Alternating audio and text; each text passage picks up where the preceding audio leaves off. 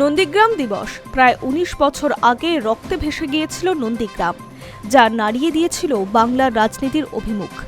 বঙ্গের রাজনৈতিক ক্ষমতা পরিবর্তনের পিছনে অন্যতম কারণ। নন্দীগ্রাম দিবসে শহীদদের স্মরণ করে পোস্ট করলেন মুখ্যমন্ত্রী মমতা বন্দ্যোপাধ্যায়।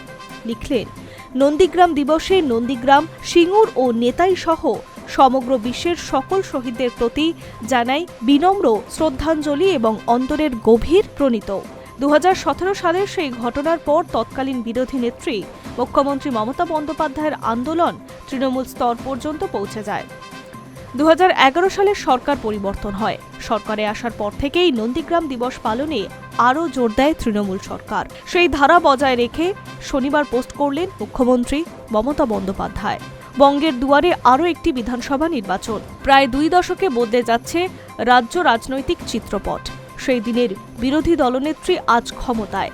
তৎকালীন শাসক দল সিপিএম রাজ্যের রাজনীতিতে কার্যত উধাও। বিধানসভায় তাদেরই অস্তিত্ব নেই। সেই সময় র্যাডারে না থাকা বিজেপি এখন প্রধান বিরোধী দল। তখন মমতার সঙ্গে থাকা শুভেন্দু অধিকারী এখন বিজেপি বিরোধী দলনেতা। ২০২১ সালে শুভেন্দু অধিকারী বিজেপিতে যোগ দেওয়ার পর নন্দীগ্রাম দিবস ভাগ হয়েছে। নন্দীগ্রামে মুখ্যমন্ত্রী মমতা বন্দ্যোপাধ্যায়ের হৃদয়ের খুব কাছে। ২০০৭ সালের মর্মান্তিক ঘটনা আজও ভুলতে পারেনি তিনি।